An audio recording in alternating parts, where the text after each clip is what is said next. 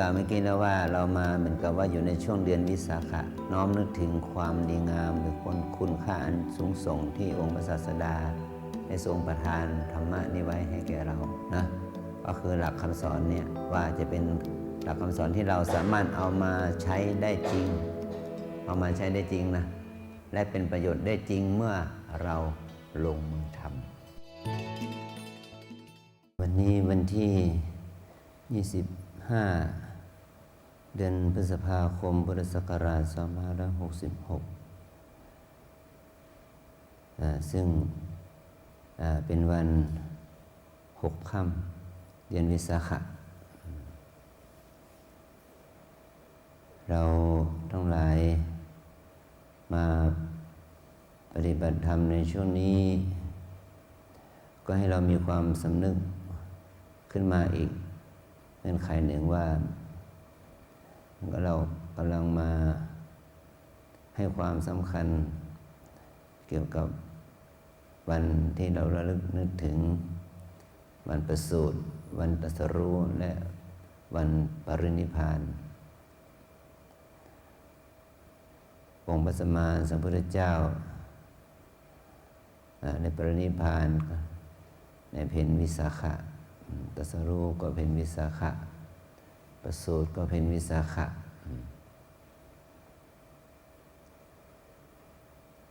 เราบางคนอาจจะคิดว่ามันทำไมมันถึงได้จบหมดถึงป่านนี้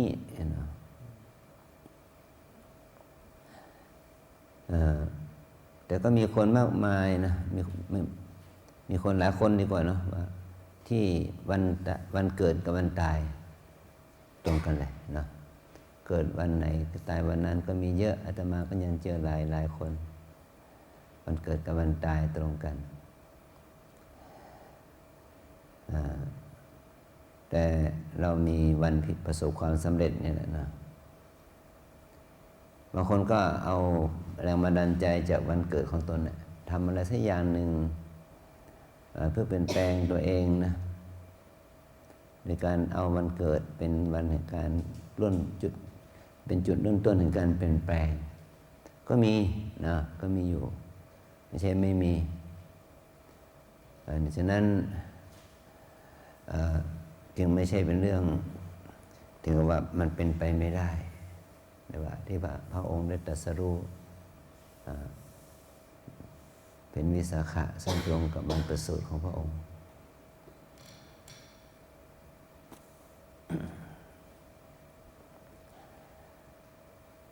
ฉะนั้นในฐานะที่ว่าเราเป็นพุทธศาสนิกชนเราศรัทธาเราเลื่อมใสในพระรัตนตรัยศรัทธาเลื่อมใสในพระธรรมคำสอนที่พระองค์ทรงแสดงไว้ศรัทธาเลื่อมใสในข้อวัดปฏิบัติของสาวกของพระพุทธเจ้าผู้ปฏิบัติดีปฏิบัติตรงปฏิบัติชอบทั้งหลายเรียกว่าเรานั้นใช้สิ่งเหล่านี้ให้เป็นประโยชน์กับตัวเรานะว่าวันวิสาขบูชามีความสำคัญอย่างไรต่อพวกเราทั้งหลายก็ให้เราระลึกว่าถ้าไม่มีการประสูตินะขององค์ชายน้อยพระองค์ชายเจ้าชายสิทธัตถะนั้น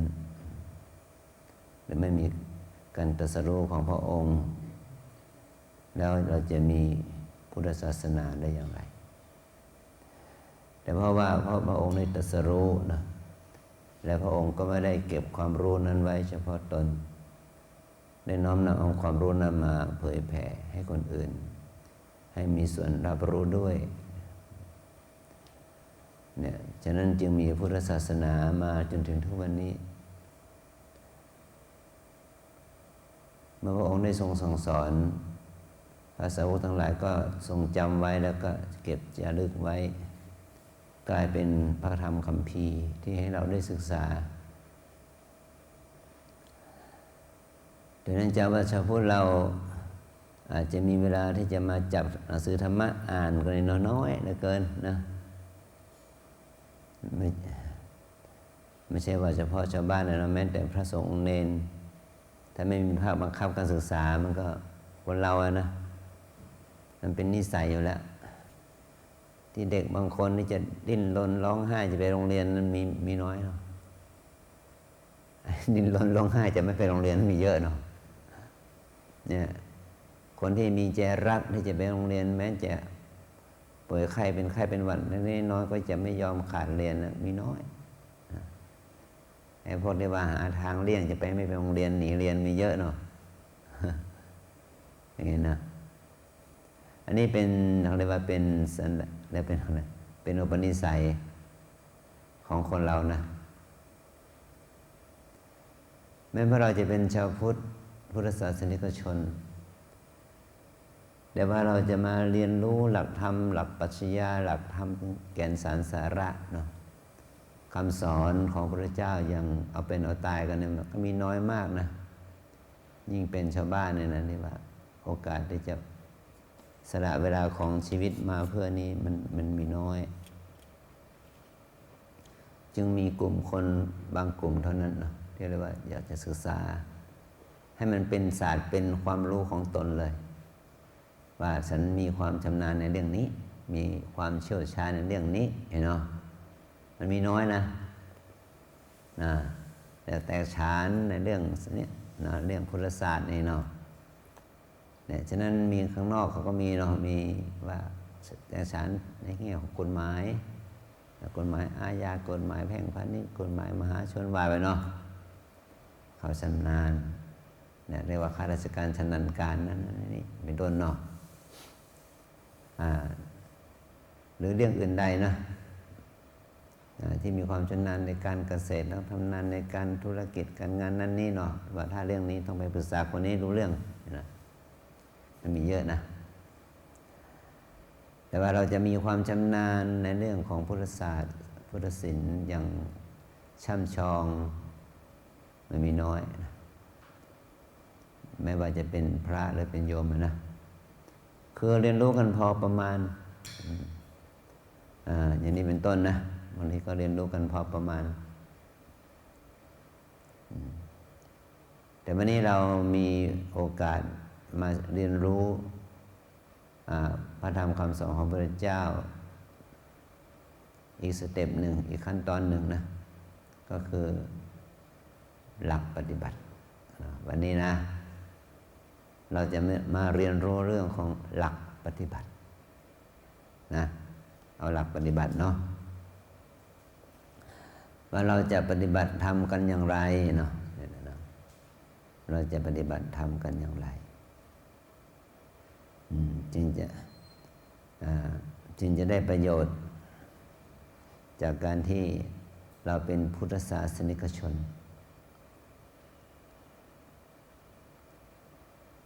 พระพุทธองค์นั้นได้ทรงวางหลักการศึกษาไว้3 สเต็ปด้วยกันเนาะเขาเรียกว่าปริยัติก็คือศึกษาหัวข้อธรรมนะอันนี้พูดภาษาชาวบ้านง่ายๆว่าเป็นหลักวิชาการเรียกว่าปริยัตินะปริยัติธรรมที่เกี่ยวกับหัวข้อธรรมมันเป็นภาษาบัญญัตินะเป็นภาษาที่เขียนออกมาเราก็จะทรงจำไว้มันมีเนื้อหาอย่างนั้นอย่างนี้อย่างนี้เป็นต้นเนาะ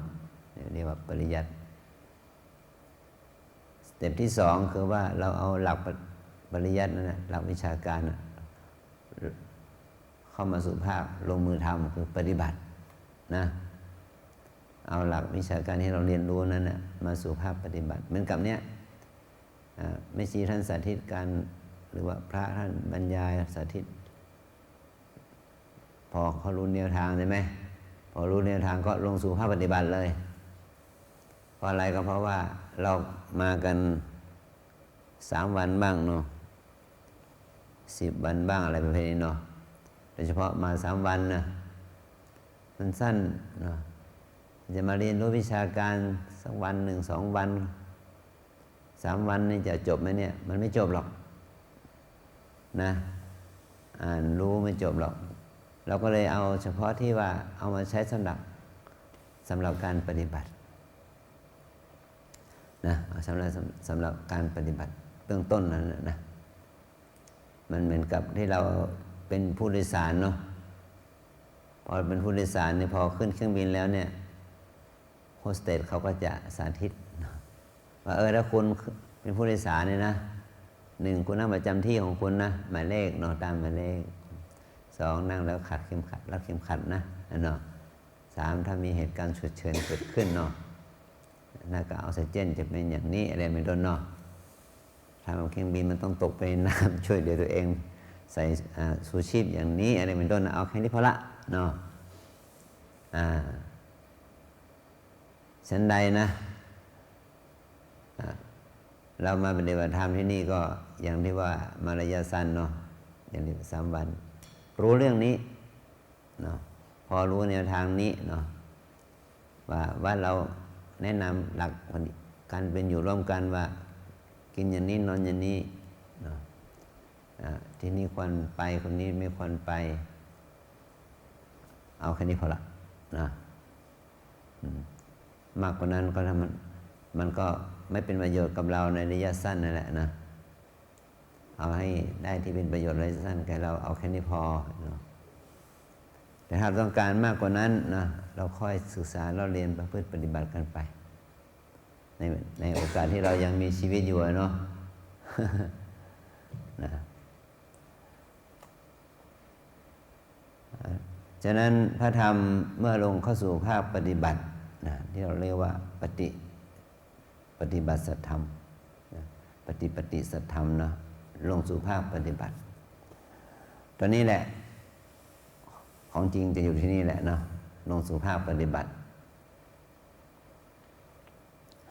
มันก็เราได้แผนที่เป็นมาแผนหนึ่งเนาะเขาบอกว่าแผนที่มาวัดรำปึงอย่างนี้เป็นต้นเนาะ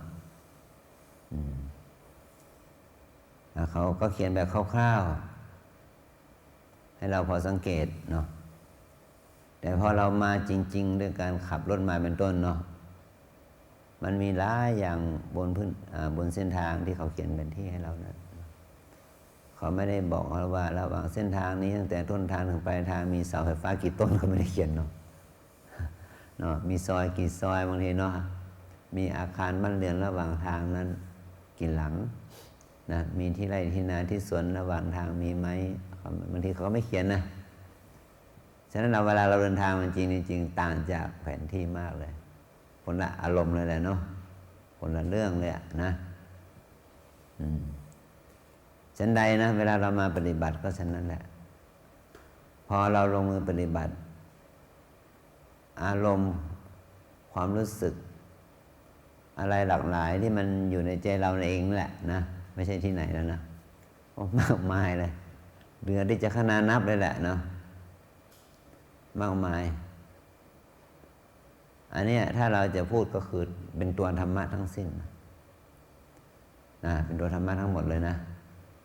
ทั้งแต่ร่างกายและจิตใจของเราเนี่ยมันเป็นตัวธรรมะทั้งหมดเลยแต่มันมีการแบ่งเอาเป็นที่เราเรียกว่าอกุศลและกุศลดีหรือชั่วนะ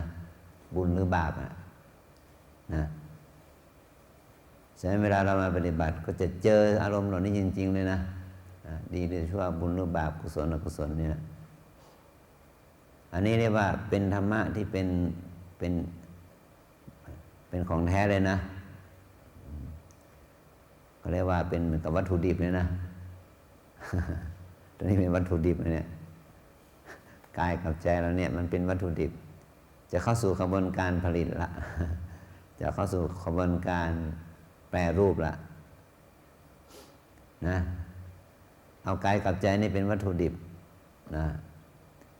ที่จะเข้าสู่กระบวนการแปรรูปละนะก็คือว่าเอา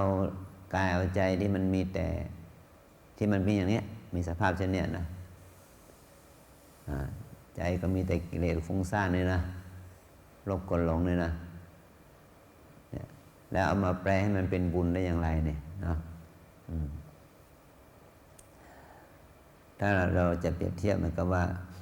เราไปซื้อหัวเผือกหัวมันมาหรือใครเอาหัวเผือกหัวมันให้เรามันกินได้ไหมล่ะมันก็เป็นวัตถุมีค่านะแล้วมันเป็นธัญพืชหรือเป็นอะไรเป็นหัวมันที่กินได้ แต่ว่ามันกินไม่ได้เนาะมันต้องผ่านกระบวนการหมักต้มนึ่งว่าไปเนาะเมื่อเราเอามาต้มมานึ่งมาบ่มให้มันสุกนี่แล้วมันจึงจะกินได้นะฉันใดนะพวกเราก็ต้องมาอะไรมาอบรมนะ มาอบรมบ่มนิสัยซะหน่อยเนาะเนี่ยนะมาอบรมนะเนี่ยเราสะสมเนาะสะสมดีชั่วบุญบาปกิเลสสารพัดอย่างมากี่ปีแล้วเนี่ยเอาชาตินี้กี่ปีตั้งแต่เกิดมาถึงวันนี้58 59แล้วเนาะอย่างนี้เป็นต้นเนาะแสดงว่าถ้าเป็นหัวเผือกของมันก็คงจะแก่พอแล้วเนาะถ้าไม่รีบใช้นะคงจะกินไม่ได้เนาะใช่ไหมถ้าไม่รีบใช้เสียคงจะกินไม่ได้แล้วมันจะเน่าจะเสียจะแห้งแล้วเนาะมันกินไม่ได้แล้วมันแก่เกินเนาะนี่เปรียบเทียบนะพอๆกันหรือเปล่าเนี่ย50 อัพ29นะเกือบถึง50นะเป็นไรอย่างนี้เป็นต้นนี่เปรียบเทียบให้เห็นภาพนะเมื่อเรา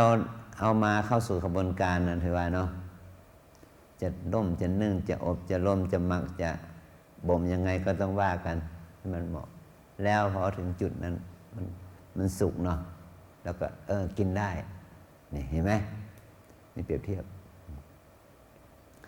ถ้าเราไม่ไปทำอย่างนั้นนะมันก็จะกลายเป็นหัวเผือกของมันถึงจุดหนึ่งเวลา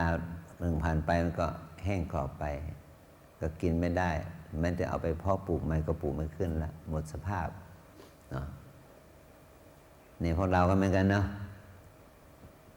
เนี่ยถ้าเรามีโอกาสเนี่ยนี่มาอบรมแล้วนะ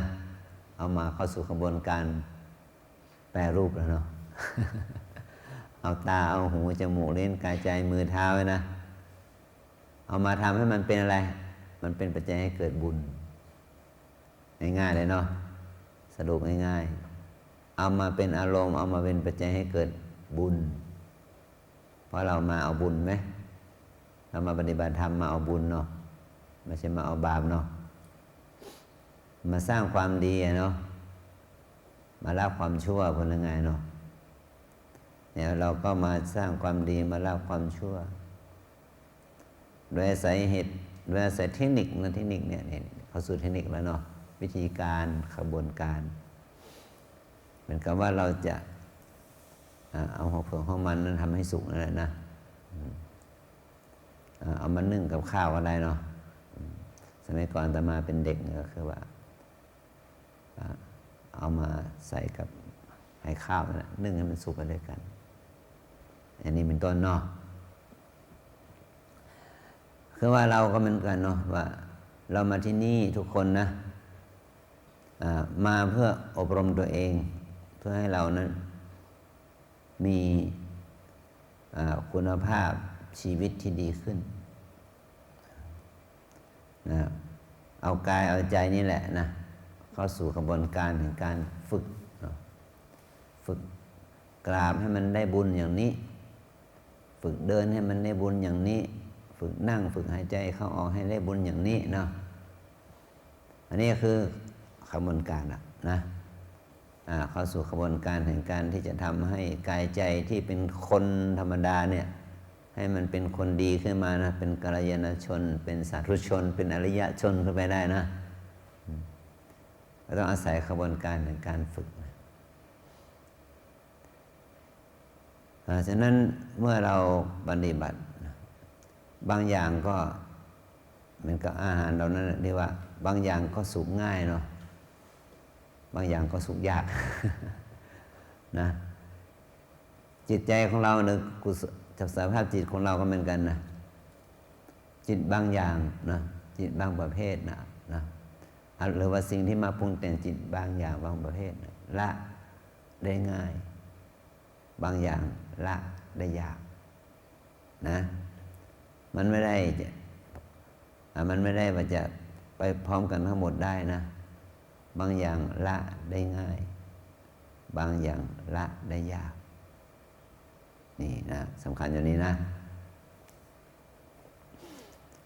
ฉะนั้นเมื่อเรามาปฏิบัติจึงจะให้ได้อย่างที่เราประสงค์อยากจะได้เหมือนกันหมดมันเป็นไปได้ยากมากฉะนั้นเราจะให้ทุกคนเหมือนกันได้รับอานิสงส์เท่ากันเสมอภาคกันนี่มันก็เลยยากจริงอยู่เราให้โอกาสเสมอกันน่ะแต่ตัวเราเองนั่นแหละนะที่มีลักษณะนิสัยวิธีชีวิตความรู้ความสามารถที่สะสมมาเนี่ยมันไม่เท่ากันนะมันไม่เท่ากันมันจึงให้ผลออกมาไม่เหมือนกันฉะนั้นเราจึงต้องดูตัวเองเป็นพิเศษว่าทำไมอย่าไปคิดว่าทำไมเราไม่เหมือนเขาไปเพราะเราไม่เหมือนเขาอยู่แล้วนะใช่ไหมเวลาผลของการภาวนาก็จะไม่เหมือนกันอยู่แล้วนะฉะนั้นอย่าไปคิดว่าให้เหมือนเขาแต่ต้องให้เป็นอัตลักษณ์เฉพาะของเราแต่ว่าต้องไปในทางเดียวกันนะอย่างนี้เนาะมันต้องไปในทางเดียวกันมันจะได้ประโยชน์ในตัวของมันเองเหมือนกันนะตอนนี้เรามาพูดกับหลักกรรมฐานนะว่ากรรมฐานคืออะไรนะอะไรเป็นตัวกรรมฐานนะเนี่ยพอมาพูดเรื่องนี้เราก็ต้องมาตีความกันอีกนิดนะเนี่ยคำว่ากรรมฐานกรรมะแปลว่าการกระทำฐานะแปลว่าที่ตั้งกรรมฐานก็คือที่ตั้งแห่งการกระทำนะอะไรเป็นที่ตั้งของการกระทำล่ะก็มีสองนะโดยย่อนะมีสองคือกายกับใจมีสองอย่างนะมีกายกับใจภาษาพระเราเรียกว่ารูปกับนามรูปธรรมกับนามธรรมภาษาไทยง่ายว่ากายกับใจกายกับใจนะภาษาพระเรียกว่ารูปกับนามหรือรูปธรรมนามธรรมกายกับใจหมายความว่าเราจะมาฝึกให้สติสมาธิปัญญาเจริญขึ้นโดยอาศัยความเพียรความศรัทธาเนาะโดยอาศัยความเพียรและความศรัทธาที่เรามีอยู่นะต่อหลักคำสอนของพระพุทธเจ้าเป็นต้นนี้เนาะเนี่ยต้องอาศัยความศรัทธาต้องอาศัยความเพียรเนาะเพื่อให้สติสมาธิปัญญามันเจริญขึ้นโดยอาศัยกายที่มีอยู่นี้นะที่เป็นองค์ที่เป็นโครงสร้างที่เป็นหัวเป็นตัวเป็นแขนเป็นขาเนาะเป็นอวัยวะน้อยใหญ่นี่ที่ว่าสามารถเดินได้ยืนได้นั่งได้หายใจได้นี่นะอาศัยกายเนี่ยเป็นที่ตั้งเป็นบ่อกเกิดของสติสมาธิปัญญาเนาะโดยอาศัยความเพียรและความศรัทธาที่เรามีอยู่ต่อคำสอนของพระพุทธเจ้าต่อคำสอนที่ครูบาอาจารย์ถ่ายทอดให้เราได้มาพิจารณาเนาะนี่เรียกว่าเอากายนี้เป็นที่ตั้งของสติสมาธิปัญญานะโดยอาศัยความเพียรความศรัทธาที่เรามีอยู่นะต่อไปก็บางทีก็อาศัยใจ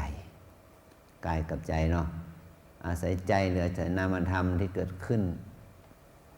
ในขณะนี้นะเช่นเรานั่งไปนานไปใช่ไหม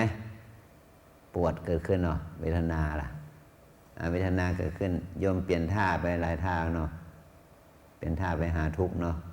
มันทุกท่าเนาะเปลี่ยนขวาก็ทุกข์เปลี่ยนซ้ายก็ทุกข์หนึ่งเป็นยังไงเนาะเนี่ยนั่งที่นี่มันก็สบายแล้วเนาะ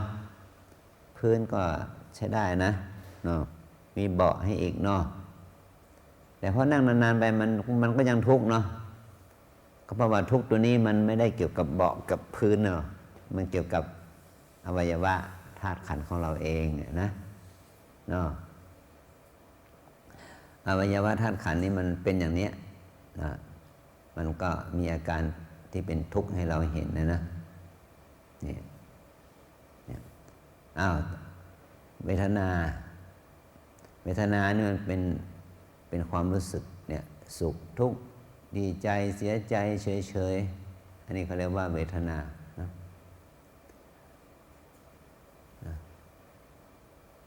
เวลาเราเดินอยู่นั่งอยู่ดำเนินชีวิตไปนะจิตมันก็คิดอีกเนาะเนี่ยนั่งที่เนี่ย ตั้งแต่ไม่ชีพามานั่งนี่เนาะเราคิดออกจากห้องนี้ไปกี่หนนี่มีไหมไม่มีเลยเหรอแวบออกไปข้างนอกนิดหนึ่งก็ไม่มีเลยเหรอโอ้โหเก่งฮะแน่ใจนะอันนี้ล่ะคิดออกไปไหมคิดอยู่เนี่ยซื่อสัตย์ต่อตัวเองนะอยู่คิวหญิงแล้วคิดไหมเนี่ยแวบคิดไปเหมือนกันเนาะอย่างนี้นะใจคิดถ้าคนนั้นจดจ่ออยู่แต่เรื่องปัจจุบันโอ้ดีมากเลยเนาะเป็นไปได้ไหมได้จริงยอมรับนะบางทีมันก็คิดนะแต่บางคนไม่คิดเนาะในจิตฟุ้งซ่านนี่ก็ดูว่าจิตฟุ้งซ่านแล้วเนาะจิตคิดเนี่ยฟุ้งซ่านเผลอแวบไปเนาะเนี่ยฟุ้งซ่านหนอคิดหนอนะแต่ฟุ้งซ่านนั้นมันไปตามกระแสอารมณ์พิเศษด้วยนะเช่นไปตามอารมณ์ที่เราไม่พอใจโกรธคิดในทางที่โกรธเราไม่ชอบคิดในเรื่องที่เราไม่ค่อยชอบมันเรียกว่าโทสะบางคนก็คิดเป็นเรื่องที่ชอบโลภะเนาะคิดถึงเรื่องที่เราชอบยินดีพอใจเนาะรักใคร่เพลิดเพลินเนาะสนองกิเลสตัณหาได้อย่างดีเหมือนกันเนาะเนี่ยเห็นนะโกรธบ้างโลภบ้างฟุ้งซ่านสงสัยเนาะเนี่ย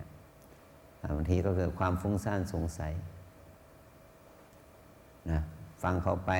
ก็สงสัยไปว่ามันจะเป็นจริงหรือมันจะได้จริงหรือจะเป็นอย่างนั้นจริงหรือเนาะมีแต่ question mark มันตั้งคำถามเนาะมันจะเป็นบุญหรืออย่างเนาะ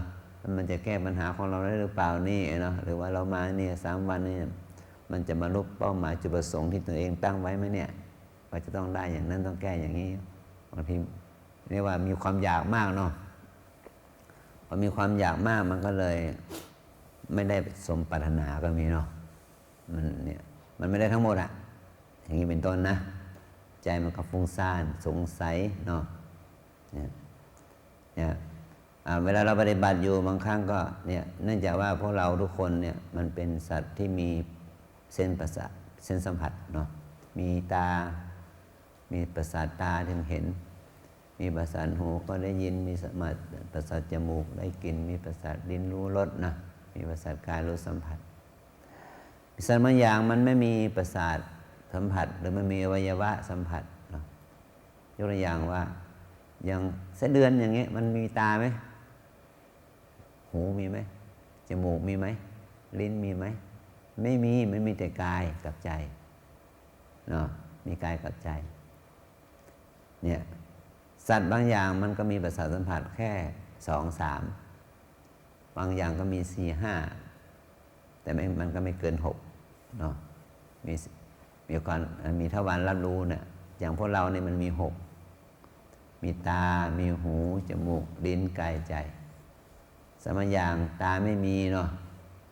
หูไม่มีจมูกไม่มีอย่างนี้เนาะแล้วแต่เนาะแต่ละตอนนี้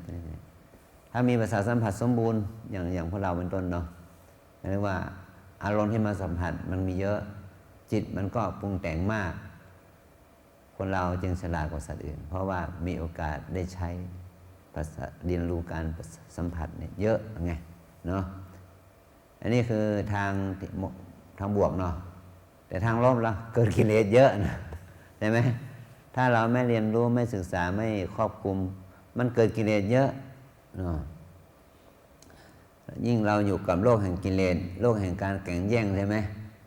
มันมีแต่เรื่องกิเลสสุมหัวเขาหากันเนี่ยมันไม่มีเรื่องบุญเนาะมีเรื่องบาปทั้งนั้นนะเรื่องกิเลสเนาะเรื่องอยากได้อยากดีอยากมีอยากเป็นกันนั้นเนาะเรื่องความขัดแย้งใครได้ประโยชน์ใครเสียประโยชน์สารพัดเนี่ยเราก็อยู่กับกิเลสอย่างเนี้ยนะอย่างทุกวันที่เป็นไปใช่ไหมแต่พอเรามาปฏิบัติเนี่ยเรายังประสาทสัมผัสมันก็ยังเปิดอยู่เหมือนเดิมเนาะตอนนี้เราจะเปลี่ยนละคนนี้เนาะเปลี่ยนการรับรู้เหล่านั้นมาเป็นบุญขึ้นมาจะทำยังไงให้มันเป็นบุญล่ะมันก็เลยขัดกับความรู้สึกเดิมเนาะขัดความรู้สึกเดิมที่เราเคยใช้ไปทางนี้ต้องมาเปลี่ยนมาอีกทางหนึ่งเนาะเช่นเวลาใครว่าอะไรให้เราเนาะข้างนอกเราต้องบอกว่าไม่ได้เนาะเสียเปรียบเนาะด่าตอบ ทะเลาะตอบเนาะแต่ถ้าทางธรรมบอกว่าปล่อยเขาเถอะช่างเขาอย่าไปมากได้ยินหนอเสียไม่ต้องคิดมากเห็นไหมแต่ถ้าทางนอกไม่ได้เนาะขาดทุนนะโยมเนาะต้องเอาตอบเนาะเอาคืนเนาะเขามาคำเราเอา5 คำเนาะ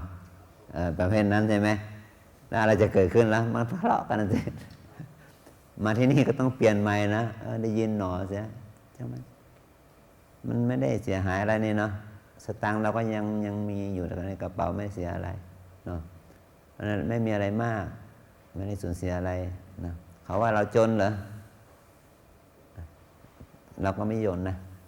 เขาไม่รู้จริงเขาพูดว่าจนสมมติยกอย่างนี้เนาะสตางค์ยังเต็มกระเป๋าอยู่ไม่เป็นไรไม่เสีย2 บาทเนาะเขาว่าเราจนก็ไม่ได้จนนี่ก็ยังสตางค์ก็ยังเต็มกระเป๋าอย่างนี้เป็นต้นเนาะยกตัวอย่างนี่เปรียบเทียบเฉยๆนะเนาะเขาว่าเศรษฐี เราก็ยังจนอยู่ดีนะเพราะเศรษฐีเนาะถึงอย่างนั้นเราก็จนนะเนาะฉันถึงเขาจะยกยอเราแค่ไหนเราก็ยังเป็นคนธรรมดาเลยนะไม่ต้องไปดีอกดีใจเนาะพอเลี้ยง อาเซียว่าไปเนาะเราก็ยังเป็นคนอย่างนี้แหละเนี่ยฉะนั้นก็คือไม่ต้องไปดีใจกับคำชมหรือไม่ต้องดีเสียใจกับคำตำหนิด่าว่าเนี่ยทำใจได้ยากเนาะเนี่ยต้องมาเปลี่ยนความรู้สึกใหม่เนาะคิดหนอเสียฟังหนอเสียได้ยินหนอเสียอย่างนี้นะต้องฝึกใหม่เนาะนี่ว่าเอาเปลี่ยนจากแนวหรือเทียบอย่างที่เราเคยชินมาเป็นแนวใหม่นี่เรียกว่าเป็นสายบุญนะสายบุญสายกุศลเนี่ยอย่างนี้มันเป็นเรื่องที่เรามาปฏิบัติธรรมก็คือมาเปลี่ยนวิธีความคิดเนี่ยที่เอาอารมณ์เดิมนั่นแหละรูปเสียงกลิ่นรสสัมผัสที่กระทบทางตาหูจมูกลิ้นกายนั่นแหละ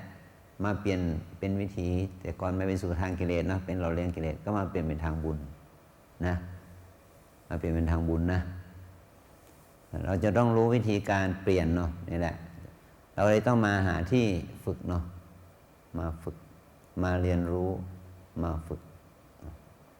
เมื่อเรามาฝึกแนวนี้มาเรียนรู้แนวนี้นะแล้วเราก็นอกจากจะใช้ที่วัดนี้แล้วเนาะก็เอาไปใช้ที่บ้านต่อเนาะ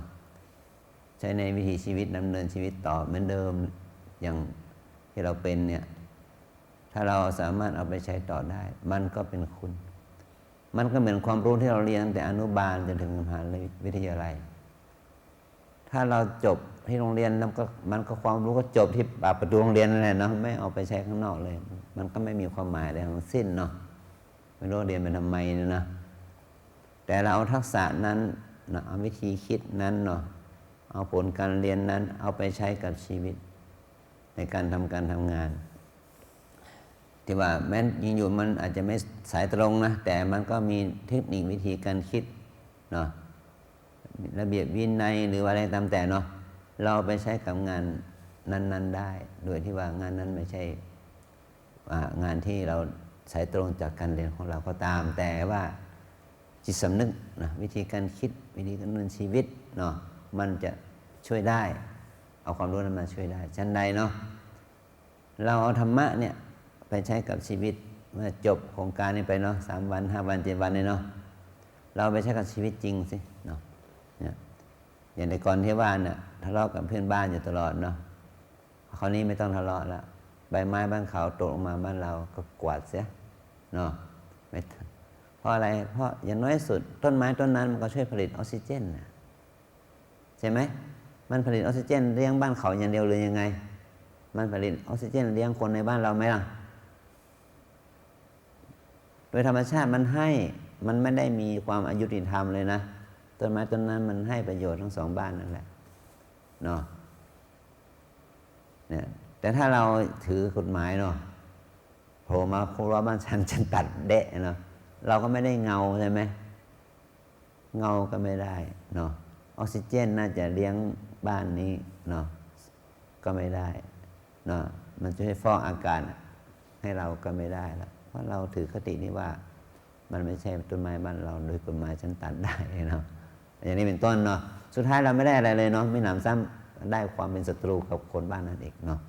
อย่างนี้เป็นต้นเนาะแต่นี่เปลี่ยนใหม่นะ ลูกด้วยกันเนาะอยู่ดูแลด้วยกันมันก็เป็นเพื่อนกันได้อย่างนี้เป็นต้นเนาะทัศนะเปลี่ยนเท่านั้นเองอะมันก็มีความสุขแล้วอันนี้เปรียบเทียบนะเปรียบเทียบนะอย่างนี้นะ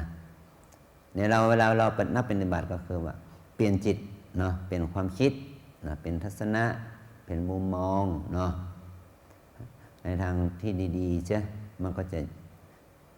โลกมันก็จะอยู่ได้ฉะนั้นเป็นถึงว่าศาสนาหรือคำสอนพระพุทธเจ้าจึงไม่ได้อยู่ที่วัดนะจริงเท่านั้นต้องอยู่ที่คนทุกคนที่กำลังเดินได้ยืนได้กินได้นอนได้นั่งได้นี่แหละเนาะแล้วเราเอาสติสมาธิปัญญาความเพียรความอดทนความรู้ความสามารถเหล่านี้แหละเนาะเอาไปใช้กับชีวิตนี่เขาเรียกว่าเราเป็นชาวพุทธที่แท้จริงคือว่าสามารถเอาคำสอนพระพุทธเจ้าไปใช้ในชีวิตขับเคลื่อนชีวิตได้จริงนี่แหละเขาเรียกว่าปฏิบัติธรรมเนาะเขาเรียกว่าเข้าสู่ภาคปฏิบัติธรรมเอามาใช้ได้จริงมันเหมือนกับอากาศที่มันมีอยู่แล้ว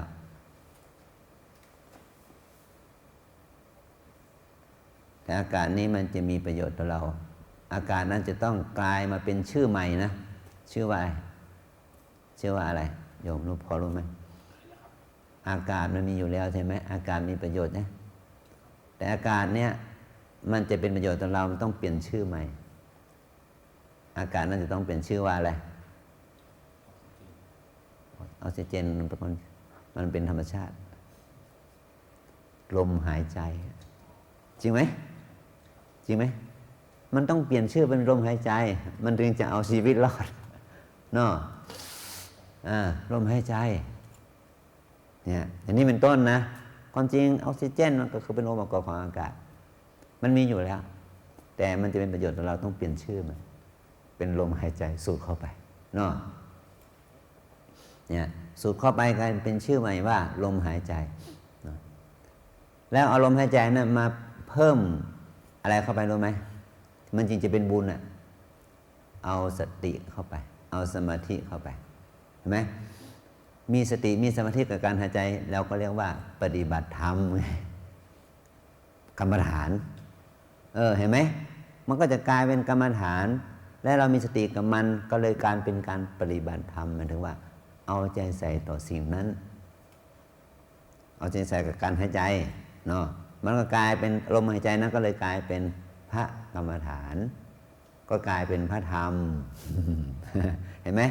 พระธรรมพระกรรมฐานอยู่ไหนแล้วคนนี้ ก็อยู่ทุกลมหายใจที่เรามีสติกับมันนะเดินอย่างมีสติมันก็เป็นพระธรรมเป็นพระกรรมฐานได้เราก็เดินทุกวันไหมล่ะหายใจทุกวันไหมล่ะกินถ่ายทุกวันไหมล่ะเนาะก็คือปรากฏการณ์ทั้งหมดทั้งมวลที่มันเป็นไปในชีวิตเนาะทั้งตื่นนอนและหลับนอนอันนี้คือธรรมะเท่านั้นเลยเป็นกรรมฐานได้ถ้าเราเอามาเป็นที่ตั้งของอะไรของสติถ้าเรามีสติ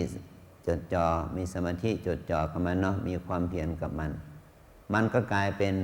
พระกรรมฐานกลายเป็นพระธรรมเนาะก็คือมันได้ประโยชน์นะอย่างที่พูดเมื่อกี้ว่าอากาศมันมีอยู่แล้วแต่มันไม่ใช่ตัวหล่อเลี้ยงชีวิตเรานะต้องเปลี่ยนเป็นลมหายใจนั่นแหละต้องสูดเข้าไปเนาะนะคนตายคือนั่นนะเห็นไหมคนตายคือคนที่หายใจไม่ได้เนาะเนี่ยหายใจไม่ได้แต่มีอากาศไหมมีเนาะในโรงศพก็มีเนาะในศาลาเนี่ยคนมารดน้ำศพเป็นร้อยเนาะเขายังเอาอาการหายใจได้นะคนที่หายใจไม่ได้คือคนตายคนเดียวนะที่นี่ที่วางอยู่หน้าเรานั่นนะมันไม่ใช่ในศาลามันไม่ใช่ไม่มีอากาศนะมีเนาะแต่เขาไม่หายใจเองเนาะ เนาะเขาไม่ได้หายใจนะเขาหายใจไม่ได้อะไรกันเนาะเขาไม่สามารถดึงอากาศเข้ามาใช้ประโยชน์ได้นี่เปรียบเทียบฉันใดนะเราทุกคนนี่มีพระธรรมอยู่แล้วมีธรรมะอยู่แล้วมีกรรมฐานอยู่แล้วแต่ถ้าเราไม่เอาธรรมะนี้เนาะเอากรรมฐานนี้มาเป็นที่ตั้งของสติสมาธิปัญญามันก็เหมือนกับไม่มีธรรมะนะไม่มีพระธรรม ก็เหมือนกับคนตายที่ไม่สามารถใช้อากาศได้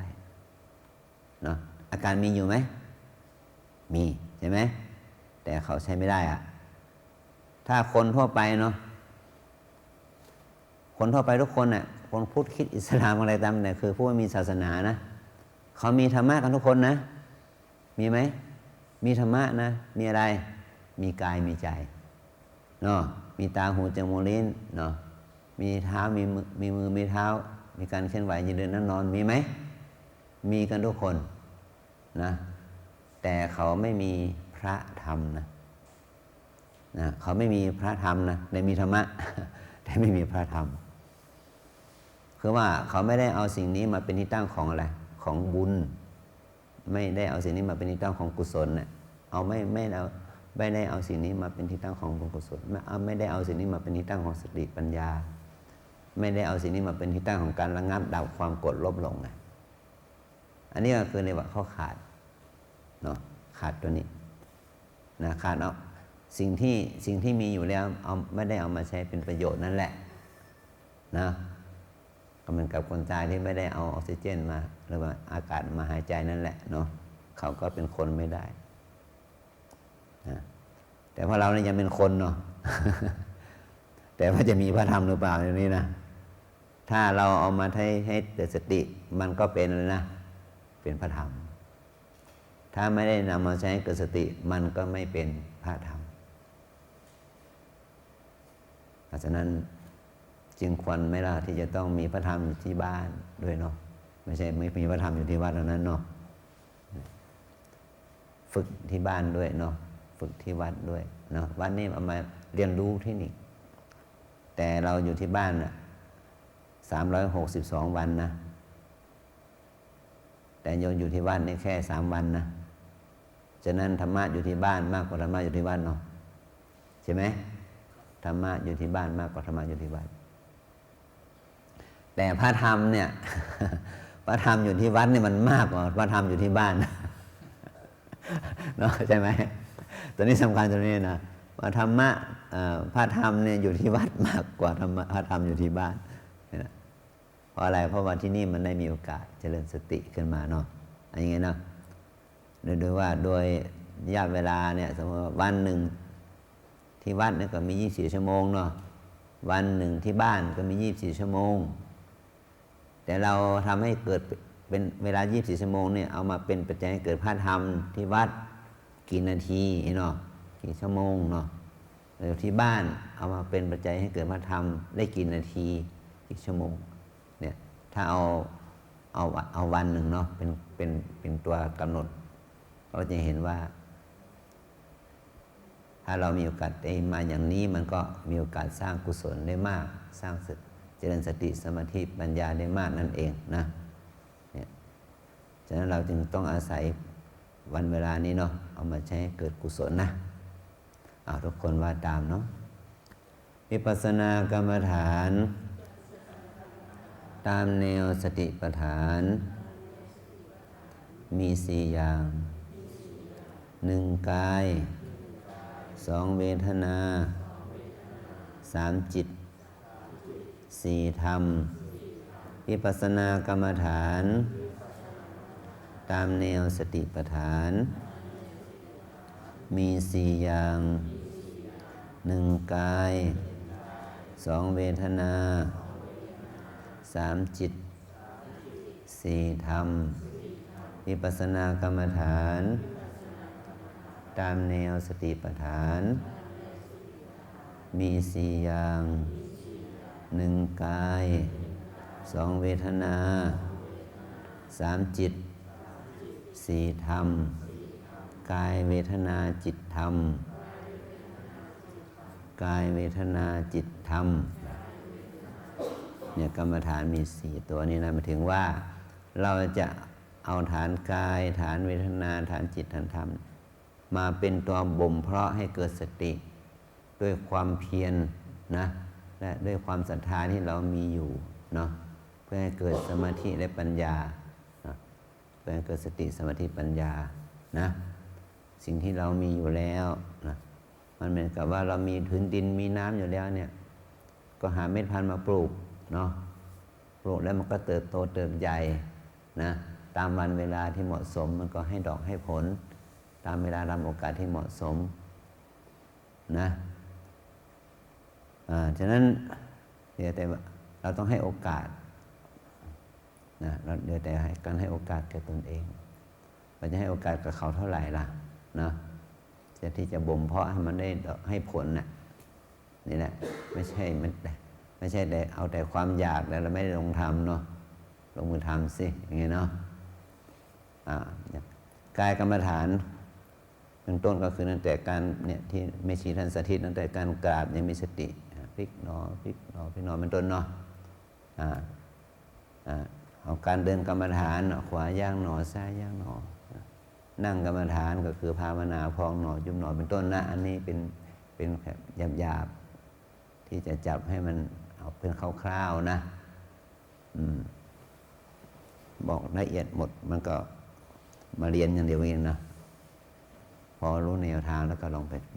เนาะศึกษาเป็นทีละขั้นตอนไปเอาเวทนาเป็นกรรมฐานแล้วเนี่ยปวดจะหนอเจ็บหนอชาหนอทุกหนอสุขหนอเป็นต้นเนาะดีใจหนอเสียใจหนอเอาจิตเป็นกรรมฐานก็คิดหนอนั่นแหละฟุ้งซ่านหนอหดหูหนอนะเป็นต้นนะสำหรับผู้ใหม่เนาะต่อไปเอาธรรมะเป็นกรรมฐานแล้วเนี่ยตาเห็นหูได้ยินเนี่ยเห็นหนอได้ยินหนอกินหนอรสหนอเนี่ยเป็นธรรมสภาพธรรมนะเป็นธรรมชาติมีตาก็ต้องเห็นสิมีตาแล้วไม่เห็นก็ตาบอดเนาะมีหูก็ได้ยินสิเนาะมีหูไม่ได้ยินก็หูหนวกเนาะเอาหนวกหูหรือจะเอาหูหนวกโยมจะเอาหนวกหูหรือเอาหูหนวก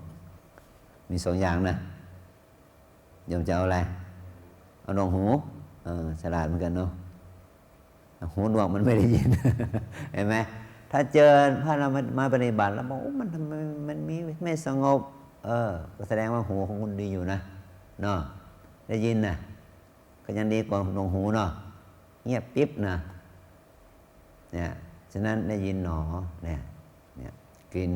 กับหนอกินหนอรสกระทบกับรสหนอสัมผัสเย็นร้อนอ่อนแข็งกับเย็นหนอร้อนหนอถ้าไม่ทันแล้วชอบไม่ชอบล่ะเขาเรียกนิวรณ์เกิดชอบใจหนอไม่ชอบใจหนอฟุ้งซ่านหนอรำคาญหนอสงสัยหนอมาแล้วเนาะกำหนดละนะกำหนดละเบื้องต้นให้กำหนดรู้ก่อนกำหนดรู้ไม่ทันมันเกิดปรากฏการณ์แล้วเนาะต้องกำหนดละถ้าละได้ก็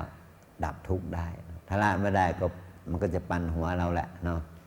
จิตใจก็ฟุ้งซ่านรำคาญสงสัยทุกข์กระวนกระวายเนาะโทษนั้นโทษนี้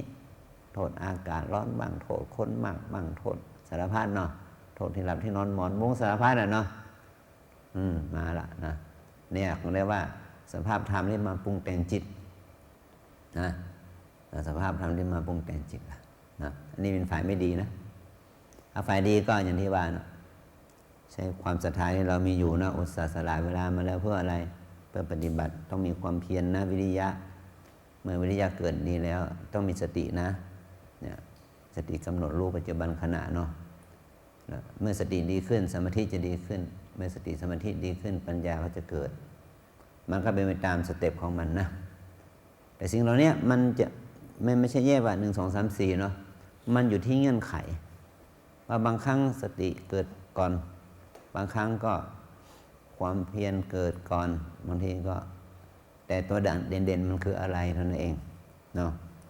บางทีก็มาปฏิบัติภาวนานะบางทีเราเรียกมาวิปัสสนาเนาะแต่ปรากฏว่าโลภะโทสะโมหะเกิดก่อนหมดเลยเนาะฟุ้งซ่านรำคาญสงสัยสารพัดเนี่ยแต่เมื่อเรารู้ก็มีสติกำหนดนะโกรธหนอฟุ้งซ่านหนอรำคาญหนอนะชอบใจหนอไม่ชอบใจหนอเนาะก็คือชำระล้างไปชำระล้างกิเลสเนาะละธรรมะที่เป็นฝ่ายละเนาะละกิเลสขณะเดียวกันก็สร้างบุญสร้างกุศลให้เกิดขึ้นไปด้วยกันเนาะมันไปด้วยกันกินน้อยนอนน้อยพูดน้อยนะปฏิบัติให้มากนะอย่างที่กล่าวเมื่อกี้แล้วว่าเรามาเหมือนกับว่าอยู่ในช่วงเดือนวิสาขะน้อมนึกถึงความดีงามหรือคุณค่าอันสูงส่งที่องค์พระศาสดาได้ทรงประทานธรรมะนี้ไว้ให้แก่เรานะก็คือหลักคำสอนเนี่ยว่าจะเป็น หลักคำสอนที่เราสามารถเอามาใช้ได้จริงเอามาใช้ได้จริงนะและเป็นประโยชน์ได้จริงเมื่อเราลงมือทำเนาะเมื่อเราลงมือทำนะถ้าเราไม่ลงมือทำแล้วก็มันก็จะไม่ได้อะไรนะสำคัญที่ว่าเราต้องลงมือทำนะ15 นาทีเดิน15 นาทีนั่งสลับกันไปเนาะวันหนึ่งแต่เช้านี้จนถึงพรุ่งนี้เช้าสอบอารมณ์อย่างนี้เนาะก็ประมาณให้มันได้ประมาณสัก5-6 ชั่วโมงก็ยังดีนะแต่อยู่ที่ชาเนี่ยต้องไปสอบอารมณ์พรุ่งนี้เย็นนะไม่ใช่ไม่เย็นนี้ไม่ทันเก็บอารมณ์ไม่ได้ไปสอบอารมณ์พรุ่งนี้เย็นโอ้ยังได้อีกหลายชั่วโมงนะมันต้องได้มากกว่า6 ชั่วโมงนะตั้งแต่เช้านี้ถึงพรุ่งนี้เย็นนี่เนาะอย่างนี้นะทำให้มากนะเราไม่ได้ทำเอาชั่วโมงนะแต่ทำเอาบุญนะชั่วโมงเป็นเครื่องวัดความเพียรเท่านั้นเช็คความเพียรนะว่าเราจะสามารถสร้างสมบุญกุศลด้วยอาศัยความเพียรนี้จะกี่มากน้อยเนาะ